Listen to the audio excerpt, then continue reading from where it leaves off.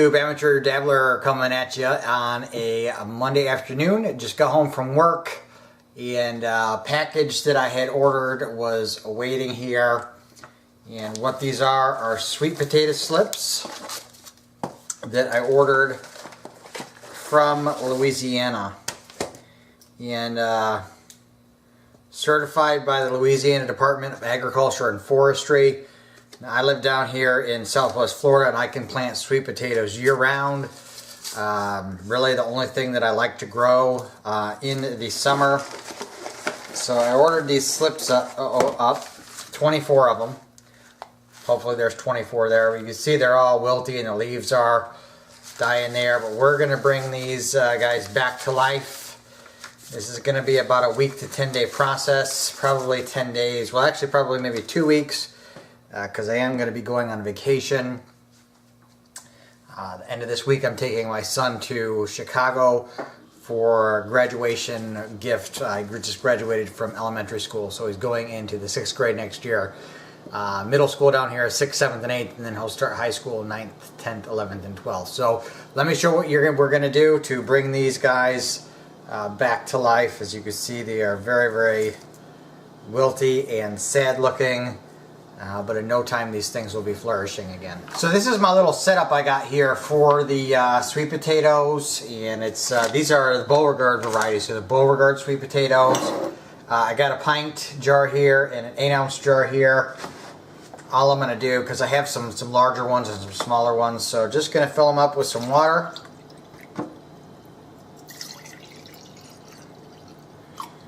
Put a little bit too much in the small jar there. Get rid of some of that.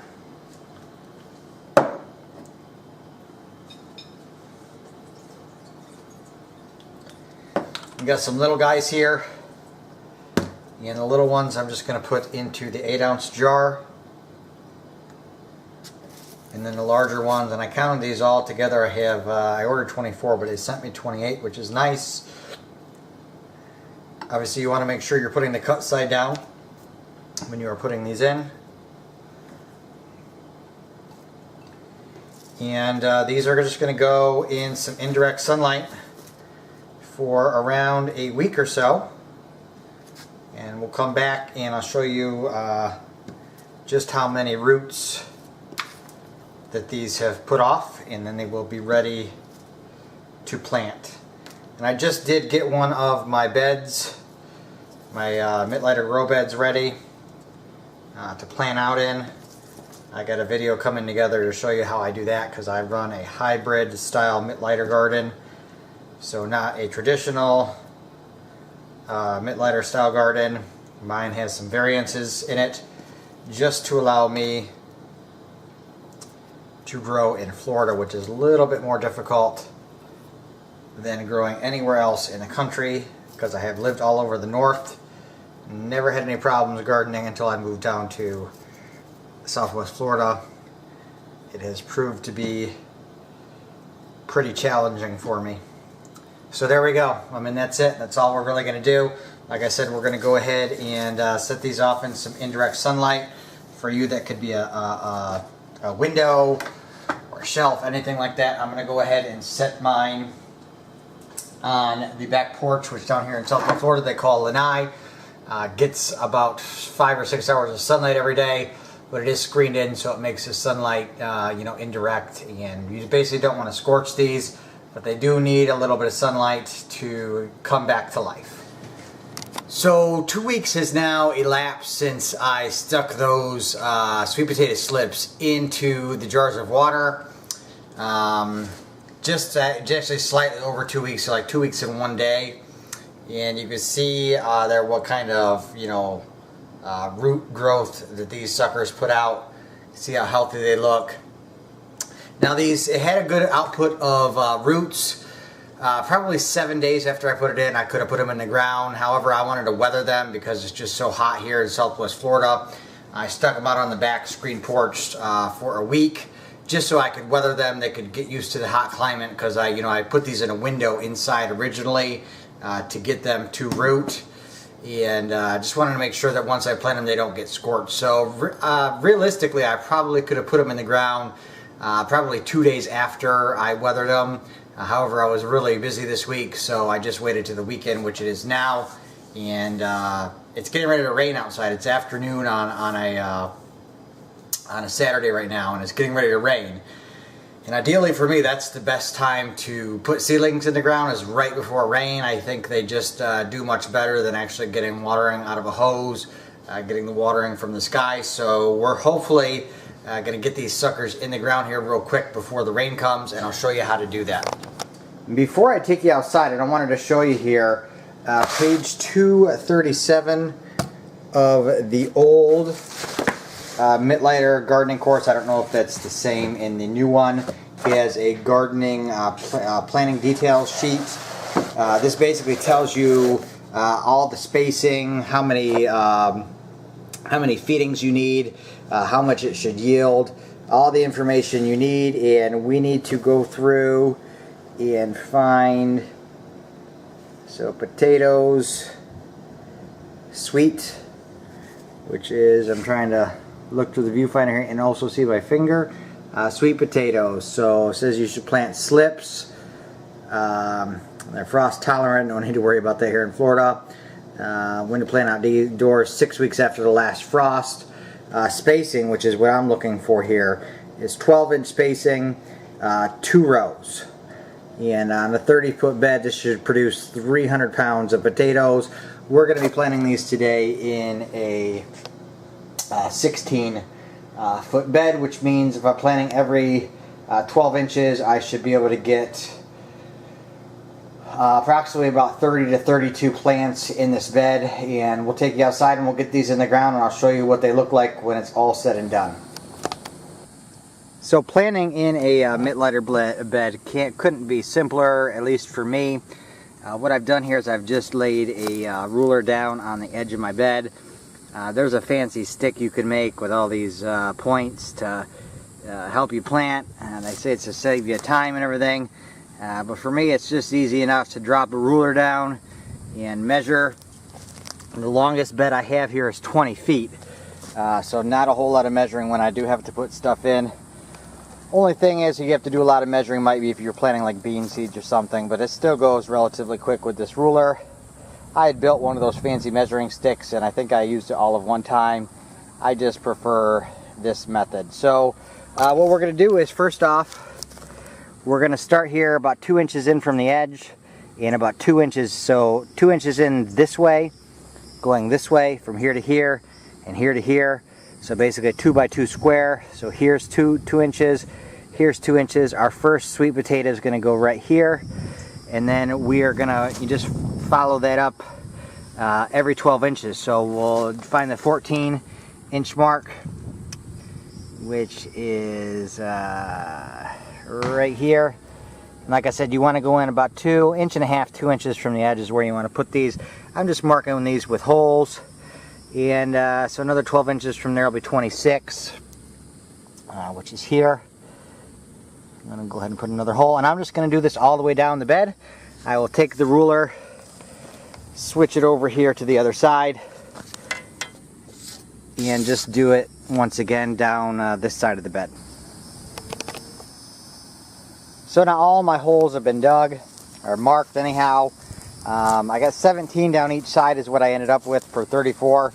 I don't know that I have 34 slips, so what I'm going to do for now, just because sweet potatoes do need a little bit extra room to grow, where I marked here 2 inches down from the end on either side, I'm going to fill those last, just because I haven't counted the slips up. I forget how many I have, and if I do have room, I'll end up putting those in. But for now, I'm going to start 12 inches in here, and then 12 inches in on this side as well. And it's just as simple, guys and gals, as taking one of these sweet potato slips that I've gone ahead and rooted. There it is. Make a big enough hole, deep enough that the roots can go in. These are kind of like tomatoes where they'll root pretty much all the way up the stem. Put that in, and it's just a matter of taking the dirt and gently filling in around it. And I just continue to do this all the way down the bed. And the next thing will be just to give this a little bit of nutrients and some water. Hopefully it'll come through the rain. I don't know if you can hear the thunder going on in the background, but we'll still water this in with a hose if the rain doesn't come by the time we're done doing this. So I was unable to fill the 2 end spots down there, down at that end also, and then I was 1 short of being able to basically complete the bed. Which is no kind of issue or worries or anything, because very, very quickly these things are gonna take off in growth. They're gonna put off slips of their own, and I'll just cut one of the slips off of one of these guys and put it into that last spot. So these guys are planted. We do got to get them some water here relatively quickly. You always want to make sure 2 things when you're planting seedlings or slips. Do it at a time of day when the sun is not at its most intense. So either very, very early in the morning or right before sunset. And make sure you get them plenty of water because they'll start to wilt rather quickly. We're not going to do any weekly feed until day 3 that these have been in the ground. But we are going to give them a little bit of nutrients right now in the form of nitrogen. And this will just help the plants take root better, and it also help relieve some of the shock that they're going through now from being ripped out of that jar and shoved into the ground. So we'll go ahead and get that nitrogen, sprinkle it on here, water it in, and the sweet potatoes will have been officially planted. So the Mittleider gardening course calls for an application of 1/4 of an ounce per linear foot of nitrogen fertilizer when you are just putting in seedlings, or in my case slips. What I'm using here is a 2100. There are available fertilizers that are higher in nitrogen than that. The problem is that this one here that I'm using is ammonium sulfate. I believe the potassium sulfate or potassium nitrate, I forget what it's called, it's like a 3600, is banned for sale at a lot of places because it is also used in the production of homemade bombs. So it's hard to get a hold of. This stuff for me at least works pretty good. What you want to stay away from is a slow release nitrogen like blood meal or urea, which is basically dried urine. Those are slow release, and it's going to take anywhere between 3 to 10 days for those to be absorbed by the plant. We want something that the plant's going to be able to use right away, and this is what I found for me to work best. This is, I believe, a 10-pound bag. I bought this, I think, on Amazon or eBay, one of the two, and it ran me probably like $10 or $15, so not super expensive. That bed we got out there, like I said, is 16 feet long, so we're going to end up using 4 ounces of the nitrogen sprinkled down the length of the bed. Now, I definitely would also recommend that you invest in a digital scale. You don't want to have to get one as fancy as this. My son is type 1 diabetic, so we have to weigh all his food to check his carbohydrates and everything. But you could pick up one of these cheap, cheap digital scale, Walmart, Amazon, for probably like 10 bucks. But it just makes your life so much easier when you are weighing stuff out. So I got it zeroed, got the bull on top. We're going to stay with ounces and weight, and just going to go ahead now and just measure out 4 ounces into there. It's like 3.7, so almost there. 3.8, 3.9, so 4. We're at 4 ounces there. Going to go out to the garden, sprinkle this down, water in, and we will call it a day, folks. We're just going to mosey our way out into the garden now. And the easiest way to apply your fertilizer, be it weekly or the nitrogen, or if you're supplementing because you have some deficiencies, is really just to follow the length of your pipe and just ever so gently sprinkle it all the way down. And I usually like to make 2 trips, 2 passes. That's kind of hard while I'm filming now, so it looks like this is only going to be 1 pass. But what you're really looking for is just to make sure that you're evenly distributing this nitrogen all the way down. I missed a couple spots that were patchy here, just because I'm not used to filming while I'm doing this. That's that. We got the nitrogen down. Okay, I would recommend that you go out and invest also in one of these watering wands. They're like $10 or so at Walmart, Home Depot, Lowe's type of deal. Basically what we're looking to do, you can see the nitrogen there. We're just going to follow the pipe, and we're just going to float that nitrogen around, making sure we're dissolving it all and bringing it to the root system of the plant. So basically what I'm going to do is just walk down the middle, get all that nitrogen that I sprinkled around the pipe, and then come back down the other end and water it in a little more thoroughly.